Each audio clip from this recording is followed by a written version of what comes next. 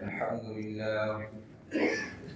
لله وكفى وسلام على عباده الذين اصطفى وأشهد أن لا إله إلا الله وحده لا شريك له وأشهد أن سيدنا ونبينا ومولانا محمدا عبده ورسوله صلى الله تعالى عليه وعلى آله وأصحابه وبارك وسلم تسليما كثيرا أما بعد فأعوذ بالله من الشيطان الرجيم بسم الله الرحمن الرحيم لقد كان لكم في رسول الله أسوة حسنة لمن كان يرجو الله واليوم الآخر وذكر الله كثيرا. وقال رسول الله صلى الله عليه وسلم كل أمتي يدخلون الجنة إلا من أبى. قيل ومن يأبى يا رسول الله؟ قال من أطاعني فقد دخل الجنة ومن عصاني فقد أبى، أو كما قال عليه الصلاة والسلام. اللهم أنت ربي لا إله إلا أنت خلقتني وأنا عبدك وأنا على عهدك ووعدك ما استطعت وأعوذ بك من شر ما صنعت. أبوء لك بنعمتك علي وأبوء بذنبي فاغفر لي فإنه لا يغفر الذنوب إلا أنت. اللهم صل على محمد وعلى آل محمد كما صليت على إبراهيم وعلى آل إبراهيم إنك حميد مجيد. اللهم بارك على محمد وعلى آل محمد كما باركت على إبراهيم وعلى آل إبراهيم إنك حميد مجيد. আলহামদুলিল্লাহ মুআজ্জাজ মুহতারাম মুসল্লিয়ান ইকরাম, আজ 1446 হিজরি রবিউল আউয়ালের 2 তারিখ প্রথম জুমআ।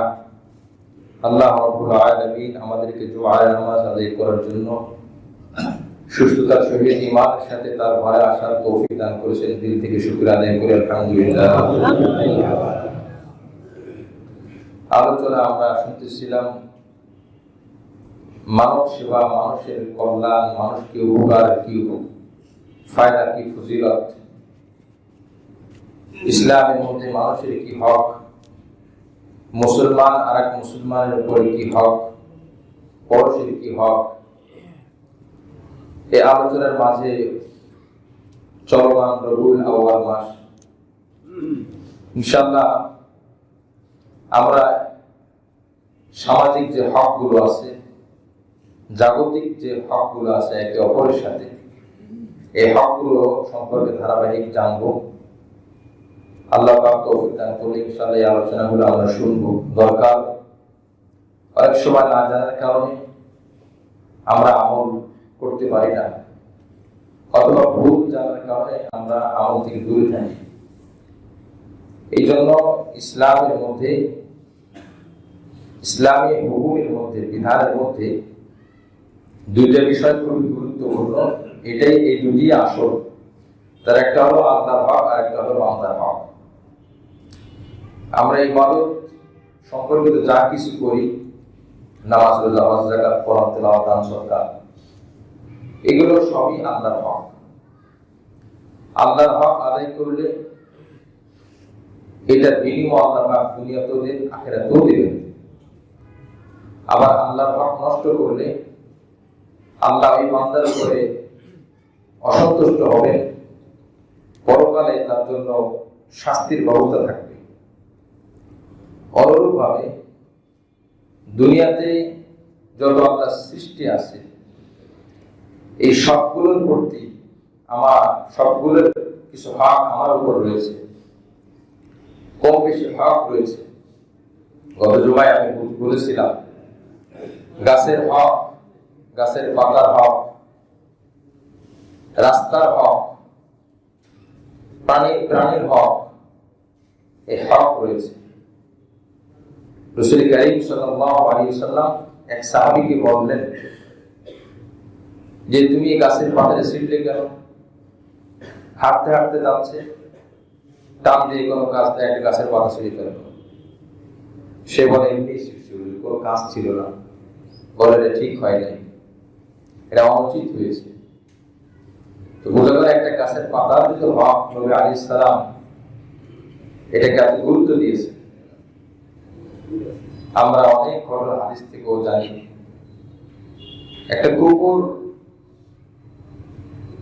নিকৃষ্টতম একটি প্রাণী, তাকে উপকার করার কারণে, পিপাসার্থ ছিল, তাকে পানি পান করানোর কারণে এক মহিলা, এই মহিলাকে আল্লাহ পাক জান্নাতের মালিক বানিয়ে দিয়েছেন। সুবহানাল্লাহ। এই জন্য দুনিয়াতে আল্লাহ সৃষ্টি যা আছে, মানব থেকে শুরু করে জড়বস্তু, উদ্ভিদ বস্তু যা আছে, সবগুলো হক যখন মানুষ আদায় করার চেষ্টা করে, এটার বিনিময় আল্লাহ পাক দুনিয়াতেও দেবেন, আখিরাতেও সওয়াব দান করবেন। আর যদি হক নষ্ট করে, আল্লাহর হুকুম পালন না করলে আল্লাহর হক নষ্ট হয়, আল্লাহ শাস্তি দেবেন। অনুরূপভাবে জাগতিক যে হকগুলো আছে, এই হকগুলো যদি আদায় না করে, তো তার জন্য আল্লাহ পাক শাস্তির ব্যবস্থা করে রেখেছে। এই জন্য হকগুলো আমাদের জানা খুবই দরকার।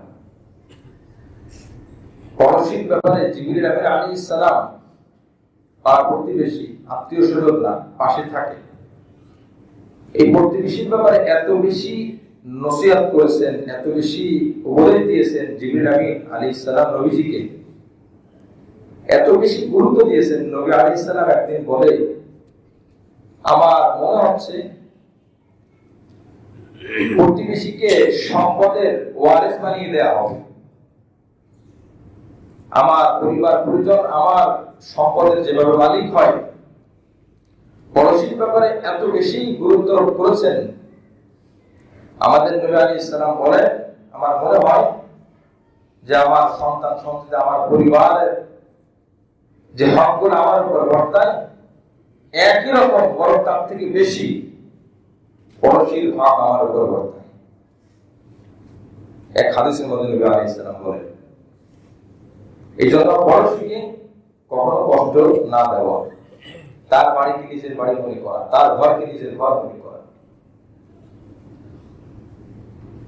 রাস্তার একটা কাটা বস্তু, একটা ইটের টুকরা পড়ে আছে, ইমানের ৭৭টি শাখা আছে আমরা জানি। আল জামি ও শামিল ঈমান, আল্লামা ইমাম বাহির রাহমাতুল্লাহ আলাইহি 14 খণ্ডে হাজার হাজার হাদিস এনেছেন। 14 খণ্ডের মধ্যে 400 থেকে 500 পৃষ্ঠা প্রত্যেকটা খণ্ডে। এই 14 খণ্ডে শুধুমাত্র ৭৭টি ইমানের শাখা এটি নিয়ে আলোচনা করেছেন। সর্বশেষ ইমানের যে আলোচনা করেছেন সেটি হলো রাস্তার হক, ইমাতাতুল আযা আনিত তরিক, যে রাস্তার মধ্যে থেকে কষ্টদায়ক বস্তু তুলে ফেলা। মানুষের হাঁটা চলায় কষ্ট হয়, মানুষের চলাফেরায় বাধার সৃষ্টি হয়, ব্যাঘাত সৃষ্টি হয়। তো একটা ইটের টুকরাও যদি আমার দায়িত্ব থাকে যে আমি এটাকে সরিয়ে দেব, একটা পিছলা জাতীয় জিনিস পড়ে আছে, দায়িত্ব এটা সরিয়ে ফেলা। সেই ক্ষেত্রে রাস্তার মধ্যে যে সমস্ত ব্যস্ত রাস্তা, এসব জায়গায় পথ আটকিয়ে, পথ বন্ধ করে অন্যান্য কাজ সমাধান করা, ব্যবসা বাণিজ্য বা যাই হোক, এটা আসলে রাস্তার হক হতে পারে না, সুন্নাহ বলে, হাদিস বলে। সাহাবায়ে কেরাম দাঁড়িয়ে কথা বলতেছিলেন, নবী আলাইহিস সালাম এটাকেও নিষেধ করেছেন যে কথা বলতে হলে রাস্তার 5টি হক আদায় করো। তার একটি হক হলো বাধাগ্রস্ত হয়েও না, তুমি বাধা হয়েও না মানুষের চলাফেরার জন্য, এটা রাস্তার হক। কি বলেন, এই হকগুলো কি ইসলামের ভিতরে হুকুম নাকি ইসলামের বাইরের কথা? ইসলামের কথা। আমরা মনে করি যে নামাজ রোজা ইসলামের কথা, রাস্তা এগুলো তো বাইরের বিষয়। তাহলে তো আমি নতুন ভাবে ইসলামের একটা পরিচয় দান করিয়ে দিলাম। কেমন যেন আমি অনধিকার চর্চা করলাম। ইসলামের বিষয় কোনটি, ইসলামের কথা কোনটি কোনটি না, এটা যদি আমি সিদ্ধান্ত দিই তাহলে কোরআন সুন্নাহ মানি কেন? আমি এটা ইসলাম বলতে হবে, হাদিস বলতে হবে, সুন্নাহ বলতে হবে, আমি আপনি বললে হবে না। হাদিসের কথা কি বাজারে চলে? হাদিসের কথা কি সমাজে চলে? হাদিসের কথাই তো সমাজে চলবে, হাদিসের কথাই তো বাজারে চলবে। কি বল কথা ঠিক? তাহলে আপনার ব্যবসা হালাল আপনি বুঝবেন কি? আপনি বলেন আমি বলি ব্যবসা হালাল। হালাল আপনাকে কে শিখাইল? কে বললো আপনাকে এটা হালাল? আপনি কোরআন সুন্নাহ বাদ দিয়ে বলতে পারবেন যে এটা হালাল? তাহলে কোরআন সুন্নাহ ধর্ম ধরেই আপনাকে বলতে হবে এটা হালাল। তাহলে বাজারে কেন চলবে না? সমাজে কেন চলবে না? রাজনীতিতে কেন চলবে না? সমাজে বিচার বিশ্লেষণ করতে গেলে, বিচার করতে গেলে কেন চলবে না? সব জায়গায় কোরআন সুন্নাহর দখল রয়েছে, সব জায়গায়। দেখেন, আমি মানতে পারি বা না পারি, আমার আকীদা লয় ঠিক থাকে। আমি মানতে না পারলে আমি হয়তো অপরাধী হব। কিন্তু যদি আমার বিশ্বাসের মধ্যে ত্রুটি থাকে, বিবাহ এটা একটা সামাজিক বিধান, সামাজিক রেওয়াজ, এটা আমরা যেভাবে দেখে আসি সেভাবেই করব। এটা আমাদের মন মতো মন গড়া করব। অর্থাৎ ইসলামের বিষয়গুলো আমি হাদিসের বিষয়গুলো সামনে আনবো না। এমনকি এই কথাও বলে, কোন এক জায়গায় বলা হয়েছিল যে আপনার ছেলেকে বিবাহ দেবেন, মেয়েকে বিবাহ দেবেন, বিবাহ সরাকালীন আত্মরা যেন মসজিদে হয়। তো ওই যে অভিভাবক তিনি বলেন বিবাহ মসজিদে হবে, সেটি কেমন কথা? তার মানে ওনার কাছে বিবাহের কিছু পরিচয় আছে, যে পরিচয়টা এমন অস্বাভাবিক, যেটা মসজিদে হতে পারে না, খুব খারাপ। মসজিদে তো নামাজ রোজা হবে, মসজিদে বিবাহ হবে, এটা মানতেই পারে না। মসজিদে বিবাহ হাদিসের মধ্যে কি আসছে দেখেন, বিবাহ অনেকগুলো পাঠ আছে, অনেকগুলো বিষয় আছে। আপনি বলতে পারেন খাবার দাবার কি মসজিদে হবে? খাবার দাবার উদ্দেশ্য না, যদি প্রয়োজন হয় খাবার দাবার খাওয়া মসজিদে, বিবাহ খাবার শর্ত মেনে নিয়ম রক্ষা করে সেটা করতে পারে, সেটা ভিন্ন জিনিস। কিন্তু বিবাহ যে মসজিদে হবে, কারণ বিবাহ একটা ইসলামের বিষয়, ইসলামের নিয়ম হবে। রাসূল করিম সাল্লাল্লাহু আলাইহি ওয়াসাল্লাম থেকে হাদিস আছে, আ'লিমুন নিকাহ ওয়াজআলুহু ফিল মাসাজিদ, হাদিসের বাক্য। বিবাহটা তোমরা ঘোষণা করিয়ে দাও এবং এই বিবাহ সম্পন্ন করো মসজিদের মধ্যে। জোরে বলে সুবহানাল্লাহ। কতগুলো বিবাহ মসজিদে হয়? মসজিদে হলে সুন্নাত তরিকা হবে, এতটুকু আপনি আস্থা রাখতে পারেন।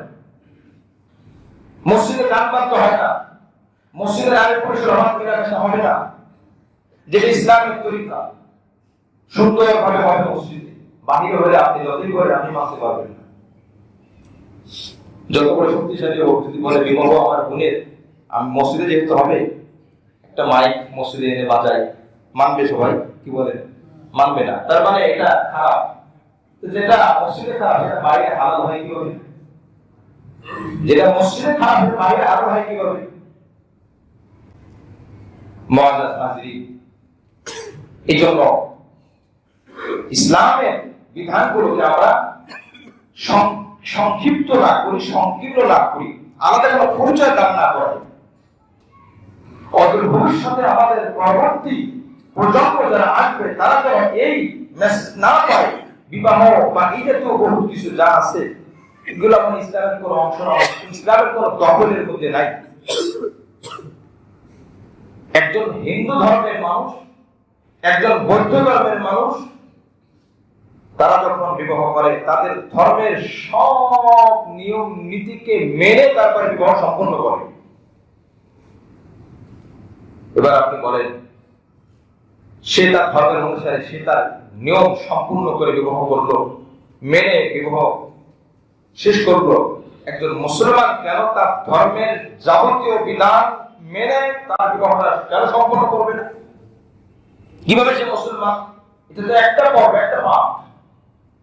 মুআজ্জাজ হাজির, এই জন্য বলতেছিলাম বহুত আলোচনা, এই আলোচনাগুলো আজ ব্যাপকভাবে না হওয়ার কারণে আমরা ভিন্ন করে ফেলছি। বাজার এটা দুনিয়ার কাজ, নামাজ পড়া এটা দ্বীনের কাজ। যদি বাজারের দুনিয়ারই কাজ হয় তো নবীজি কেন বললেন যারা সত্য ব্যবসায়ী, যারা সঠিকভাবে ব্যবসা করবে, আমানতদারিতার সাথে, বিশ্বস্ততার সাথে, সত্যভাবে নবীদের সাথে ওই ব্যবসায়ীরা জান্নাতে থাকবে। সুবহানাল্লাহ। যদি ব্যবসা দুনিয়ার কাজ হয়, নবীদের সাথে থাকবে, এত বড় দুঃসাহস কে দিয়েছে? নবীজি এই কথা বলতে পারতেন যে ফরজ নামাজ পড়বে সে আমার সাথে জান্নাতে থাকবে, যে রোজা রাখবে সে আমার নবীদের সাথে জান্নাতে থাকবে। কেন ব্যবসার কথা বললেন? সাহাবায়ে কেরামের ধ্যান ধারণা, দৃষ্টিভঙ্গি পরিবর্তন করলেন। সাহাবায়ে কেরামের মধ্যে তথাকথিত রেওয়াজি জাহেলি যুগের যে ভুল কিছু কিছু রেওয়াজ ছিল, এগুলিকে দূর করার জন্য নবীজি বললেন। নবী আলাইহিস সালাম এর সাহাবীদের একটা আকীদা ছিল, একটা বিশ্বাস ছিল, যে হাদিসের মধ্যে স্পষ্ট আসছে লা আদওয়া ওয়ালা তিয়ারাতা, ইসলামে ছোঁয়াছুঁয়ি বলে কোনো রোগ নাই। এটা বিশ্বাসের জায়গা। বিশ্বাস করা যাবে না। ছোঁয়াছুঁয়ি রোগ আছে, বিশ্বাস করা যাবে না। তাহলে ওই হাদিস যে এলাকায় মহামারী দেখা যায় সেখানে যেও না, তো এটা তো যাওয়া না যাওয়ার সাথে সম্পর্ক, বিশ্বাসের সাথে কোনো সম্পর্ক না। হাদিসের কোনো সংঘর্ষ নাই, আমাদের বোঝার মধ্যে ত্রুটি থাকতে পারে। নবীজি বলেছেন বিশ্বাস করবা, এটা আল্লাহর হুকুমে হয়। একই ফ্যামিলিতে, একই পরিবারে 6 জন 5 জনের জ্বর হয়, একজনের হয় না, তবে একজনের কেন হলো না? আবার 5 জন সুস্থ, একজন হয়েছে, আবার সকলের হয়েছে। এক সাহাবী এসে, মুসলিম শরীফের হাদিস, এক সাহাবী এসে বলতেছে ইয়া রাসূলুল্লাহ, হাবিবাল্লাহ, আমার উটের জন্য একটু দোয়া করেন। চরম রোগ দেখা দিয়েছে, একটা উট থেকে শুরু হয়েছে, ধাপে ধাপে কয়েকটি উটে এই ছোঁয়াছুঁয়ি রোগ ধরা পড়েছে। জাহেলি যুগের একটা আকীদা ছিল, বিশ্বাস ছিল ছোঁয়াছুঁয়ি। একটা বিশ্বাস ছিল ঘর থেকে বের হবে, যদি আপনার একটা প্রাণে, একটা পাখি বা কবুতর উড়িয়ে দেবে, যদি ডান দিকে ওড়ে তো বোঝা যাবে তার যাত্রাটা ভালো, শুভ। যদি বাম দিকে ওড়ে তার যাত্রাটা অশুভ। কি বলে কথা ঠিক না? আমরাও কিছু কিছু করি, ঘর থেকে বের হয়ে আমার ওষুধ খাইলাম, তখন বলি আমার যাত্রাটা মনে হয় অশুভ, বলি না অশুভ। তাহলে কিছুটা তো সাদৃশ্য হয়ে গেল, এটা মনে করা যাবে না। দেখা গেছে সে সঠিকভাবে বের হয়েছে, সে অ্যাক্সিডেন্টে মারা গেছে, আজকে ওষুধ খেয়ে বেরোছে, সুস্থ অবস্থায় ফিরে আসছে। এটা আকীদা ঠিক করতে হবে। ওই সাহাবী বলেন ইয়া রাসূলুল্লাহ, আপনি দোয়া করেন, কিছু করে দেন, আমার এই উটগুলো যেন চর্মরোগ থেকে মুক্তি পায়, ছোঁয়াছুঁয়ি, এবং যে উটগুলো সুস্থ আছে এগুলো ওই সাহাবী সরিয়ে রেখেছে।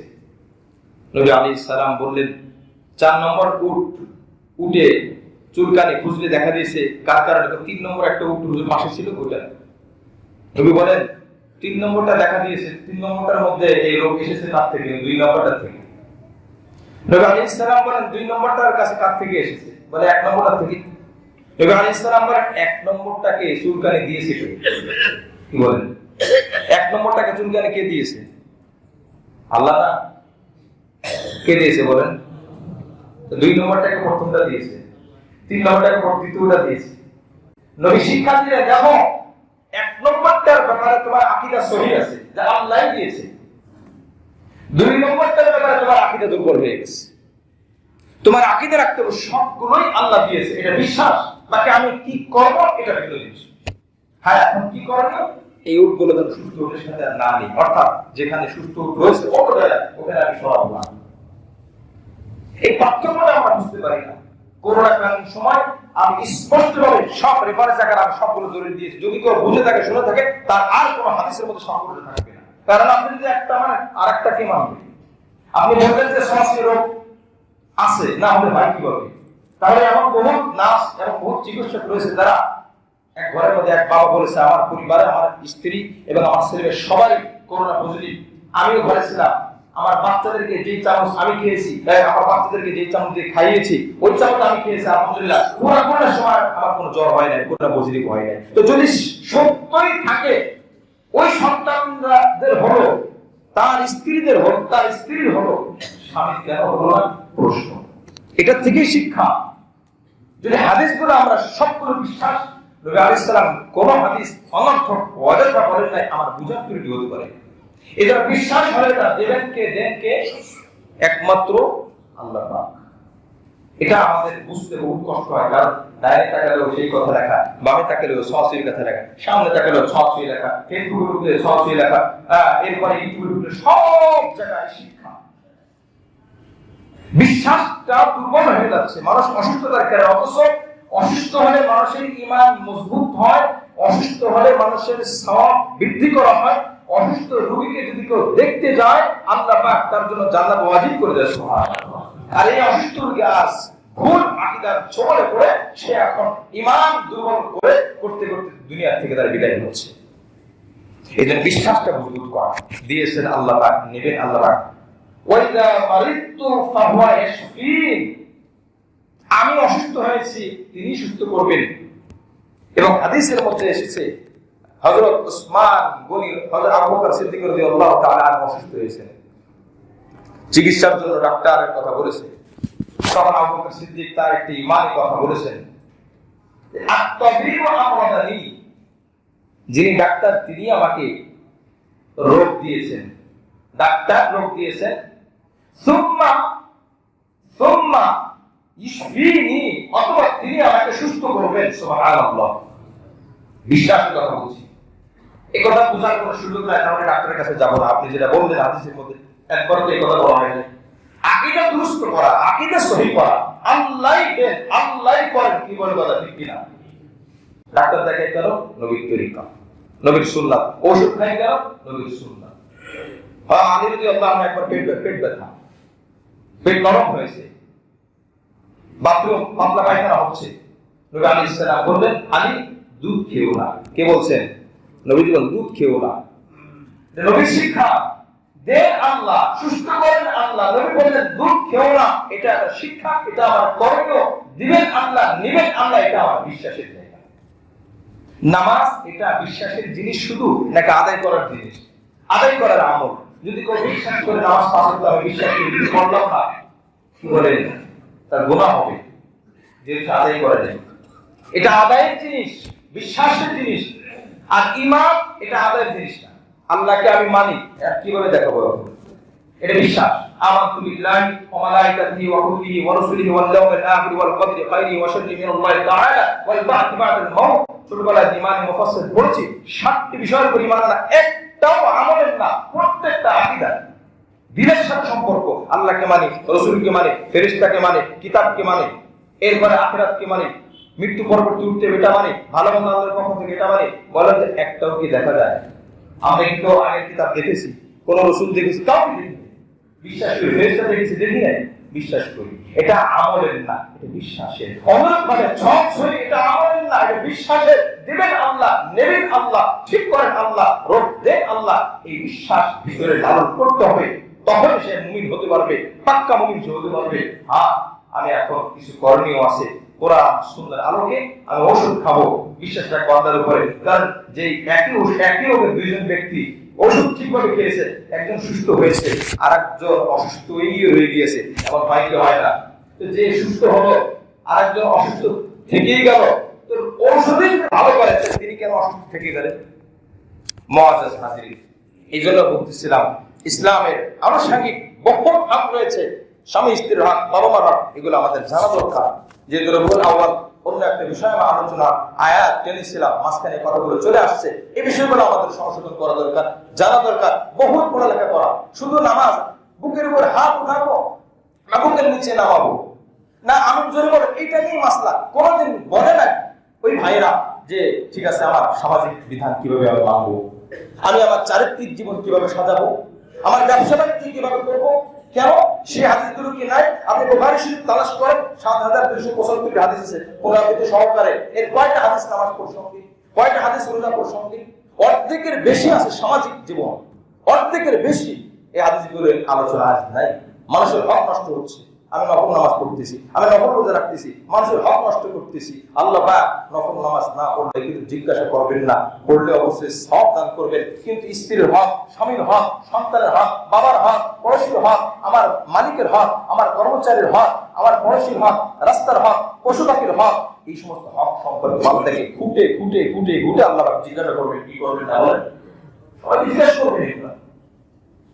মুআজ্জাজ হাজরিন, এই জন্য এই বিষয় যথেষ্ট পড়া দরকার। যখনই আমি সামনে বাধাগ্রস্ত হব, আমি সম্মুখীন হব, আমার যাচাই বাছাই করা যে এখন আমার কি করবে। আল্লাহ পাক রব্বুল আলামিন আমাদের সামাজিক জীবন, জাগতিক জীবনের যে মাসআলাগুলো আছে, বিধানগুলো আছে, কোরআন ও সুন্নাহর আলোকে জেনে মানার তৌফিক দান করেন। আমিন। সূরাতুল আহজাব থেকে তেলাওয়াত করেছি, লাকাদ কানা লাকুম ফি রাসূলিল্লাহি উসওয়াতুন হাসানাতুন লিমান কানা ইয়ারজুল্লাহ। আল্লাহ তাআলা বলেন, তোমাদের জন্য রাসূলের জীবনে, রাসূলের মধ্যে রয়েছে তোমাদের জন্য উসওয়াতুন হাসানা, উত্তম আদর্শ, পরিপূর্ণ উত্তম আদর্শ। জোরে বলে সুবহানাল্লাহ। আচ্ছা, আমাদের জন্য রাসূলের কাজের মধ্যে পরিপূর্ণ উত্তম আদর্শ রয়েছে। আমাদের জন্য রাসূলের আমলে, আমাদের জন্য রাসূলের আমলের ভিতরে পরিপূর্ণ উত্তম আদর্শ রয়েছে। এখন যদি আমি পরিপূর্ণ আদর্শ অর্জন করতে চাই, উত্তম আদর্শ অর্জন করতে চাই, রাসূলের আমলগুলো আমার দেখতে হবে, সেখান থেকে শিখতে হবে, আমার জীবনে বাস্তবায়ন করতে হবে। কোরআন বলছে। এরপরে হাদিসের মধ্যে আল্লাহ রাসূল বলেন, কুল্লু উম্মতি ইয়াদখুলুনাল জান্নাতা ইল্লা মান আবা। সমস্ত উম্মত জান্নাতে যাবে, তবে যে উম্মত আমাকে অস্বীকার করবে সে উম্মত জান্নাতে যেতে পারবে না, জাহান্নামে যাবে। কিলা ওমান ইয়াবা ইয়া রাসূলুল্লাহ। আল্লাহ রাসূলকে জিজ্ঞাসা করা হলো, কে আপনাকে অস্বীকার করে? সব উম্মত জান্নাতে যাবে, তবে অস্বীকারীরা ছাড়া। রাসূলকে জিজ্ঞাসা করা হলো, কারা অস্বীকার করে? আল্লাহ রাসূল বলেন, মান আতাআনি দাখালাল জান্নাহ। যে ব্যক্তি আমাকে অনুসরণ করে সে জান্নাতে যাবে। ওয়ামান আসানি ফাকাদ আবা। আর যে ব্যক্তি আমার হুকুমগুলো মানে না, আমার আদর্শ মানে না, সে আমাকে অস্বীকার করে, আর আমাকে অস্বীকার করার কারণে জান্নাতে যেতে পারবে না। আমাকে অস্বীকার করবে, জান্নাতে যেতে পারবে না। এই জন্য আমাদের নবীর জীবনে সব আমল হলো জান্নাতে যাওয়ার আমল। সবগুলো যত বেশি যে মানতে পারবে, সে তত বেশি নবীর কাছাকাছি যেতে পারবে। রাসূল করিম সাল্লাল্লাহু আলাইহি ওয়াসাল্লামের আদর্শ মেনে নেওয়ার মধ্যে সফলতার কামিয়াবি। শান্তি, সুশৃঙ্খল জীবন পাবো, সুন্দর জীবন পাবো, সুন্দর সমাজ পাবো, সুন্দর পরিবার পাবো, একটা সুশৃঙ্খল রাষ্ট্র পাবো যদি রাসূলের আদর্শগুলো সামনে রাখা হয়। এই মর্মে রবিউল আউয়াল যেহেতু চলমান, প্রথমত কয়েকটি বিষয় আমাদের জানা দরকার। কিছু বিষয় যদি সামনে চলে আসে, এই বিষয়গুলো আমরা কোরআন ও সুন্নাহ থেকে জানার চেষ্টা করব। এক নম্বর বিষয় হলো, একটা কথা লেখা থাকে বিভিন্ন সময়, পত্রিকায় লেখা থাকে, বিভিন্ন ক্যালেন্ডারে লেখা থাকে, বিভিন্ন লেখালেখির মধ্যে থাকে ঈদে মিলাদুন নবী। ঈদ মানে কি?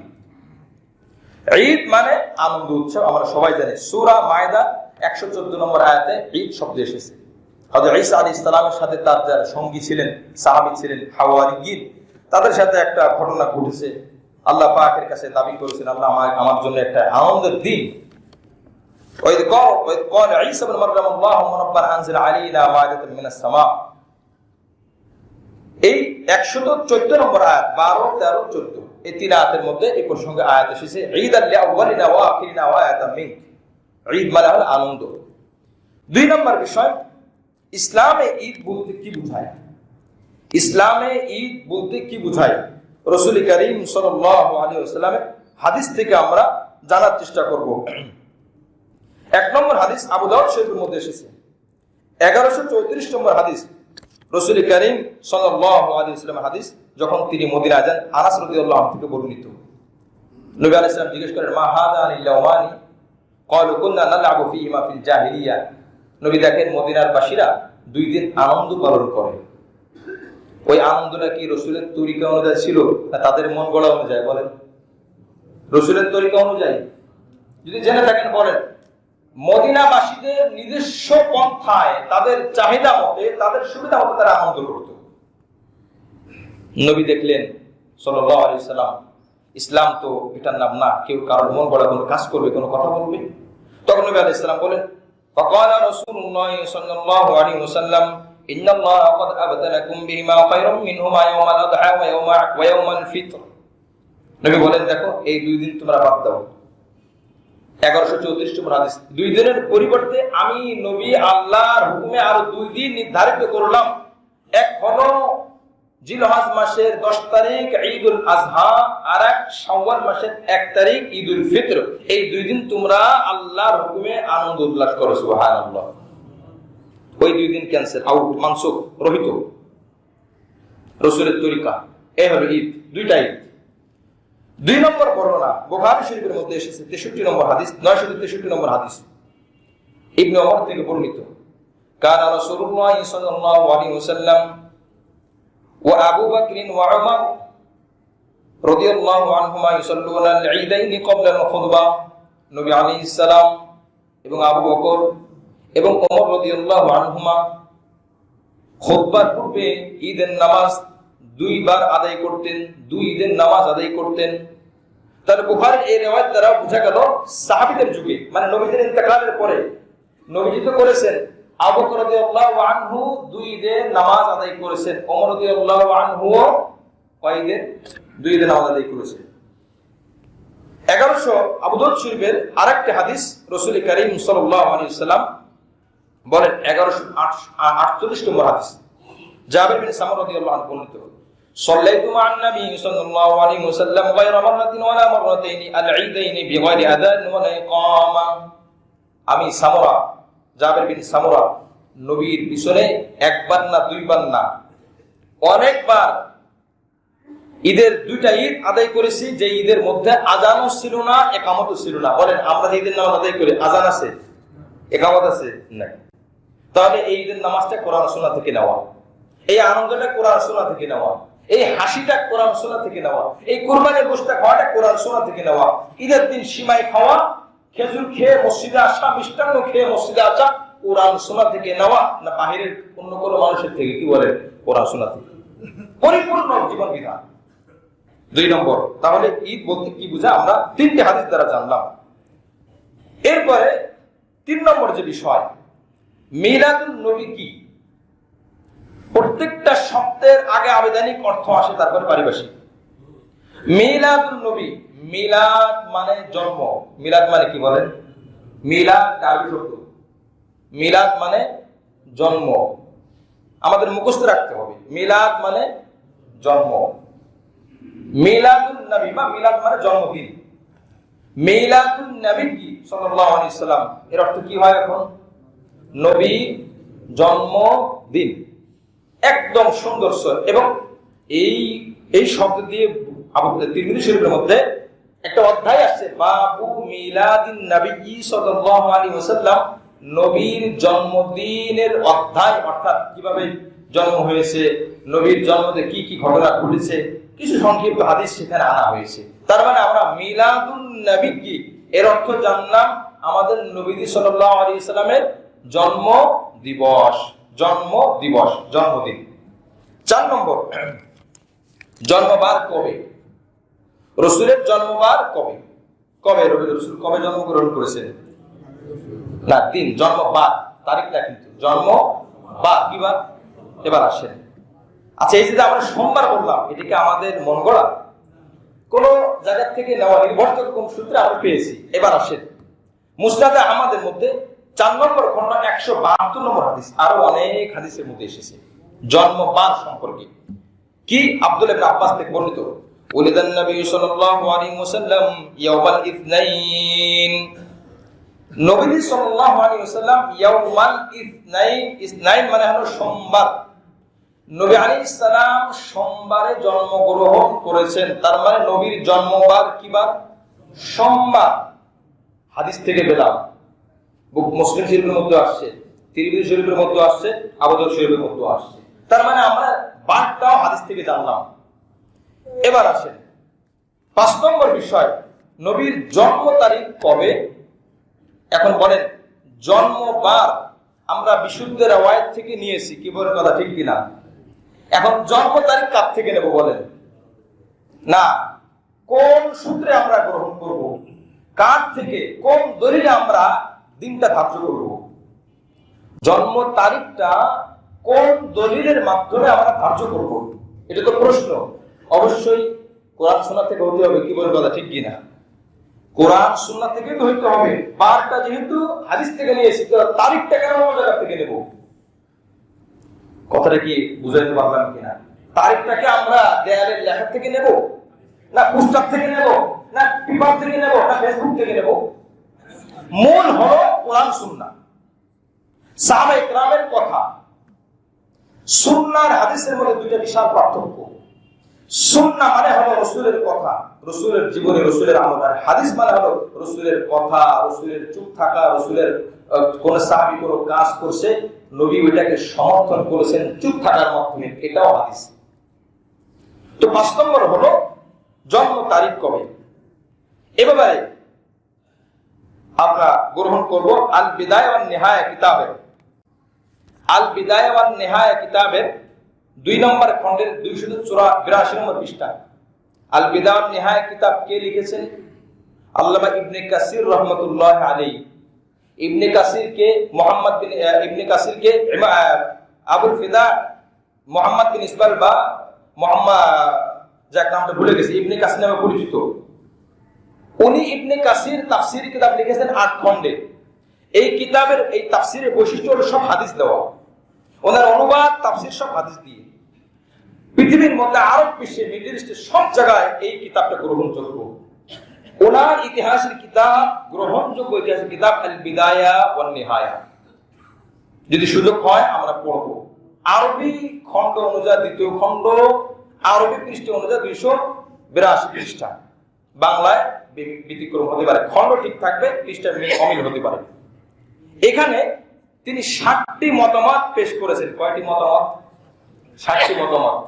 এখন বলেন যে হাদিস থেকে কেন বলি না? সরাসরি স্পষ্ট বিশুদ্ধ রওয়ায়াতে জন্ম তারিখের ব্যাপারে হাদিসে পাওয়া যায় না। কথাটা ক্লিয়ার হলো কিনা? সরাসরি হাদিস থেকে জন্ম তারিখটা পাওয়া যাচ্ছে না। এই জন্য বিখ্যাত ইতিহাসবিদগণ বিভিন্ন ভাবে জরিপ করে এটাকে বের করেছেন। ৬০টি মতামত। তার মধ্যে ১ নম্বর মতামত হলো রবিউল আউয়ালের ২ তারিখ। কত তারিখ? ২ তারিখ। ২ নম্বর মতামত হলো রবিউল আউয়ালের ৮ তারিখ। আজকে কিন্তু ২ তারিখ। ২ নম্বর মতামত হলো ৮ তারিখ। ৩ নম্বর মতামত হলো রবিউল আউয়ালের ১০ তারিখ। ৪ নম্বর মতামত হলো রবিউল আউয়ালের ১২ তারিখ। ৫ নম্বর মতামত রবিউল আউয়ালের ১৭ তারিখ। ৬ নম্বর মতামত রবিউল আউয়ালের ৮ দিন বাকি থাকতে। ৮ দিন বাকি থাকতে কয় তারিখ হয়? এখন কথা হলো যে এখানে এভাবে বললেন কেন? কিতাবের মধ্যে আরবিতে ঠিক এভাবে দেওয়া আছে। কোন কোন সময় তারিখ সরাসরি ওই সংখ্যা উল্লেখ থাকে না, এভাবে বর্ণনা করা হয় যে মুহররমের ২ দিন বাকি থাকতে, ৩ দিন বাকি থাকতে, ওইগুলো তারিখ বলছি যেহেতু হুবহু তারিখ লেখা আছে। আর এখানে এই কয়দিন বলার কেন? এখানে ওই তারিখটা লেখা নাই, ৮ দিন বাকি থাকতে। এখন এখানে একটা কথা আছে, ৮ দিন বাকি থাকতে ২১ তারিখও হতে পারে। যদি ওই মাসটা ২৯ যায়, ৮ দিন বাকি থাকতে কয় তারিখ হয়? ২১ তারিখ। আচ্ছা, ৭ নম্বর মতামত রমজান মাসের ১২ তারিখ। রমজান মাসের কত তারিখ? ১২ তারিখ। এগুলো হলো মতামত। আচ্ছা, এর মধ্যে থেকে আল বিদায়া ওয়ান নিহায়া কিতাবের এই লেখক উনি ৪টি মতামতকে খণ্ডন করেছেন, বিভিন্ন কারণে এটা দুর্বল। ৩টি মতামতকে সামনে রেখেছেন বিভিন্ন নির্ভরযোগ্য কারণে। ৩টি মতামত খুব শক্তিশালী, খুব মজবুত। ৩টি মতামত। ১ নম্বর রবিউল আউয়ালের ২ তারিখ। তাবাকাতু ইবনে সাআদের ১ নম্বর খণ্ড ৪৭ নম্বর পৃষ্ঠা এই কিতাবের মধ্যে এসেছে। অনেক দলিল এসেছে এখানে ২ তারিখের ব্যাপারে। ২ নম্বর ৮ তারিখ। ৩ নম্বর ১২ তারিখ। আমার এখানে যথেষ্ট লেখা আছে, আমি সংগ্রহ করেছি, সময় নাই জন্য আমি বিস্তারিত বর্ণনার দিকে যাব না। ৩টি মতামত কেন তিনি এখানে নির্ধারণ করলেন আর ৪টি মতামত ফেলে দিলেন, এই ৩টি মতামত নিয়ে তিনি পর্যালোচনা করেছেন। কারণ স্পষ্ট বিশুদ্ধ রওয়ায়াতে কোনো জন্ম তারিখের হাদিস পাওয়া যাচ্ছে না। সুতরাং বিশুদ্ধ মতগুলোর মধ্যে এই ৩টি মত, ২ রবিউল আউয়ালের ২, ৮, ১২, মানে রবিউল আউয়ালের ২, ৮, ১২। আজকে ২ তারিখ। এ ব্যাপারেও ইমাম বুখারী রাহমাতুল্লাহ আলাইহি উনি লিখেছেন ২ তারিখের ব্যাপারে। ৮ তারিখের ব্যাপারেও ৮ তারিখ কিভাবে বের করা হয়েছে? হাদিসের মধ্যে এসেছে এই কথা, আসহাবের ফিলের যে ঘটনা ঘটে সূরা আল ইমরানের মধ্যে আসছে, এই ফিলের 50 দিন পরে নবীজির জন্ম হয়। এটা একটা সংখ্যা, এটা মনে রাখি আমরা, ফিলের 50 দিন পরে। 2 নম্বর, ফিলের ঘটনা কবে হয়? ফিলের ঘটনা হয় মুহররম মাসের 13 দিন বাকি থাকতে। 13 দিন বাকি থাকতে। আচ্ছা, তাহলে মুহররম মাসের 13 দিন পেলাম। সফর মাস 30 দিন, 13 আপনার 30 কত হয়? 43।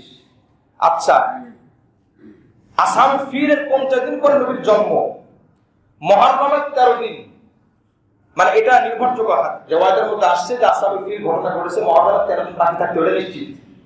এইভাবে তো বের করেছেন মুহাদ্দিসিন কিরাম, মুফাসসিরিন কিরাম। তো মুহররমের 13 দিন, সফরের 1 মাস যদি 30 মাস যায়, 13 আর 30 43। এবার আসেন বাকি থাকে কয় দিন? 50 দিন পূর্তে 7 দিন। সাধারণত পরপর 2 মাস 30-এ যায় না, কোন মাস 29, কোন মাস 30। তো ওই মুহররমের 30 দিন ধরে 13 দিন, সফরের 29 দিন ধরে 29 আর 13 কত? 42। এবার আসেন রবিউল আউয়ালের 8 তারিখ, মানে 8 দিন হলে 42 আর 8 কত হয়? 50।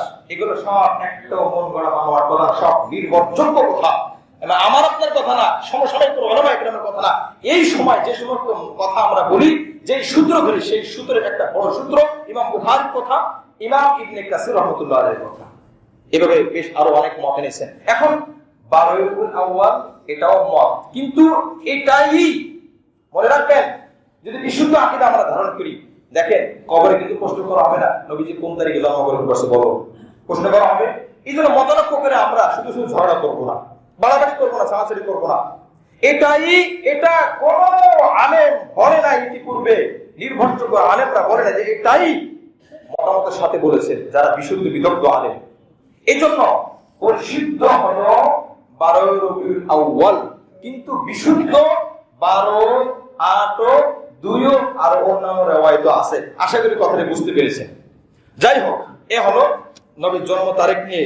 এরপরে 6 নম্বর যে বিষয়, রাসূল করিম সাল্লাল্লাহু আলাইহি ওয়াসাল্লাম এই দিন কি আমল করেছেন, আল্লাহ পাক আগামী সপ্তাহে তৌফিক দান করলে এই নবীজির আমল সম্পর্কে আমরা ইনশাআল্লাহ জানব। আল্লাহ আমাদের সকলকে কোরআন সুন্নাহ মতে, সহিহ আকীদা মতে জীবন যাপন পরিচালনা করার তৌফিক দান করেন। আমিন। ওয়া মা তাওফীক ইল্লা বিল্লাহ।